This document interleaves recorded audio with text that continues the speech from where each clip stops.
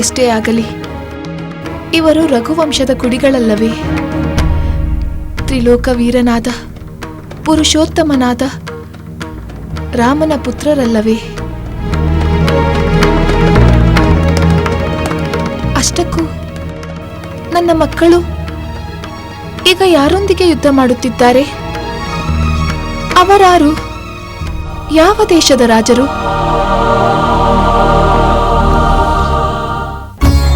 ಭರತ, ಯಾವ ಸುದ್ದಿಯೂ ಬರಲಿಲ್ಲ. ಶತ್ರುಘ್ನ ಸ್ಥಿತಿ ಏನಾಯ್ತೆಂದು ತಿಳಿಯಲಿಲ್ಲ.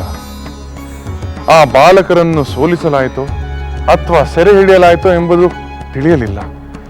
ಲಕ್ಷ್ಮಣ ಹೋದವನು ನಮ್ಮ ಯಾಗದ ಕುದುರೆಯನ್ನು ಬಿಡಿಸಿಕೊಂಡು ಬರುವುದರಲ್ಲಿ ಯಶಸ್ವಿ ಆದನೋ ಇಲ್ಲವೋ ಎಂಬ ವಾರ್ತೆಯೂ ಬರಲಿಲ್ಲ. ನನಗೆ ಬಹಳ ಆತಂಕವಾಗುತ್ತಿದೆ ಸೋದರ. ಶತ್ರುಘ್ನನ ರಕ್ಷಣೆಗೆ ಸ್ವತಃ ಲಕ್ಷ್ಮಣನೇ ಹೊರಟಿರುವಾಗ ಆತಂಕ ಪಡುವ ಕಾರಣವೇ ಇಲ್ಲ. ಅವನು ಖಂಡಿತ ಶತ್ರುಘ್ನನನ್ನು ರಕ್ಷಿಸುವುದಷ್ಟೇ ಅಲ್ಲ, ನಮ್ಮ ಯಾಗದ ಕುದುರೆಯನ್ನು ಬಿಡಿಸಿಕೊಂಡು ಬರುತ್ತಾನೆ. ಆ ನಂಬಿಕೆ ನನಗೂ ಇದೆ ಭರತ. ಎಂತೆಂತಹ ವೀರರನ್ನೇ ಜಯಿಸಿದ ಲಕ್ಷ್ಮಣನಿಗೆ ಆ ಬಾಲಕರು ಎಷ್ಟರವರು? ಕಡೆಗೆ ಸಂಮೋಹನಾಸ್ತ್ರವನ್ನು ಉಪಯೋಗಿಸಿ ಆ ಬಾಲಕರನ್ನು ಪ್ರಜ್ಞೆ ತಪ್ಪಿಸಿ ನನ್ನ ಬಳಿಗೆ ಕರೆದು ತರುತ್ತಾನೆ.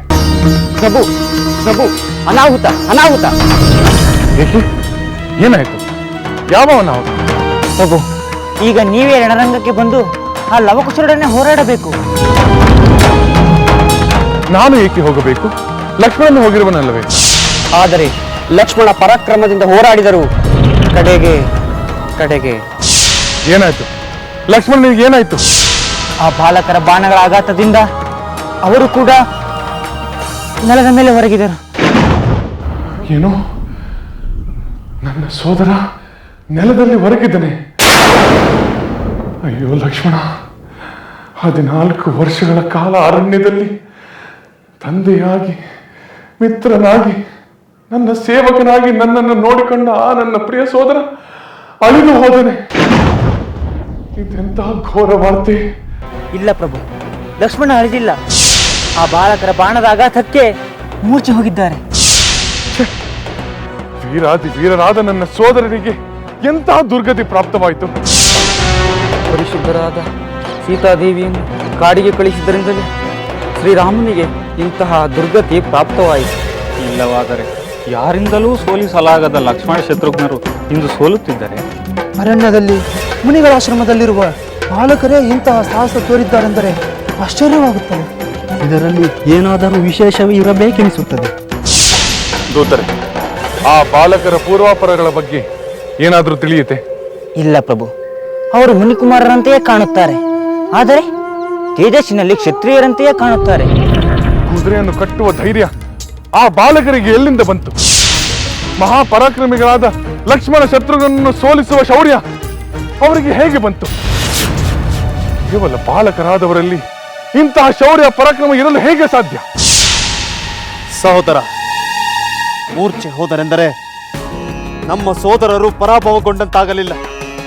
ನಾನೇ ಹೋಗುತ್ತೇನೆ. ಆ ಬಾಲಕರ ಅಹಂಕಾರವನ್ನು ಅಡಗಿಸಿ ನಮ್ಮ ಸೋದರರನ್ನು, ಯಾಗದ ಕುದುರೆಯನ್ನು ಬಿಡಿಸಿಕೊಂಡು ಬರುತ್ತೇನೆ. ಭರತ, ನೀನು ಹೋಗುತ್ತೀಯ? ಹೌದು ಸೋದರ, ಅದು ನನ್ನ ಕರ್ತವ್ಯ. ದಯಮಾಡಿ ನನಗೆ ಅಪ್ಪಣೆ ಕೊಡು. ಆಗಲಿ ಭರತ, ನೀನು ಹೋಗಿ ಬಾ. ಆದರೆ ಏನು ಹೇಳು ಸೋದರ? ಏಕೋ ಏನೋ ಭರತ, ಆ ಮಕ್ಕಳನ್ನು ನೋಡಬೇಕೆಂಬ ಆಸೆ ನನ್ನಲ್ಲಿ ಬಲವಾಗುತ್ತಿದೆ. ಆ ಮಕ್ಕಳನ್ನು ನನ್ನ ಬಳಿಗೆ ಕರೆತರುತ್ತೀಯಾ? ಖಂಡಿತ ಕರೆತರುತ್ತೇನೆ. ನಾನಿನ್ನು ಹೊರಡುತ್ತೇನೆ. ವಿಜಯ್ ಭವ.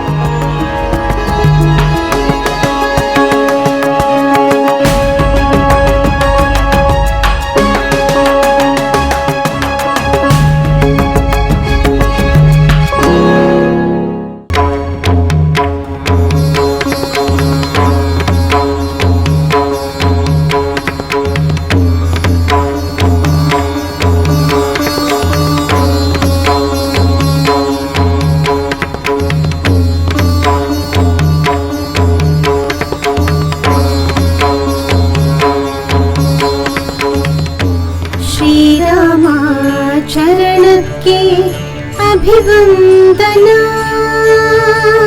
ಶ್ರೀರಾಮ ಚರಿತೆಯ ಶುಭ ಗಾಯನ.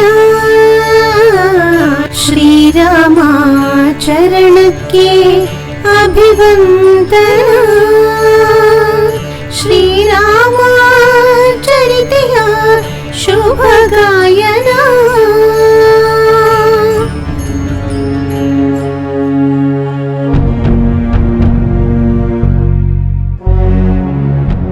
ಇದೇನು, ಇವರೇ ಅಂದು ರಾಮಾಯಣವನ್ನು ಹಾಡಿದ ಬಾಲಕರಲ್ಲವೇ?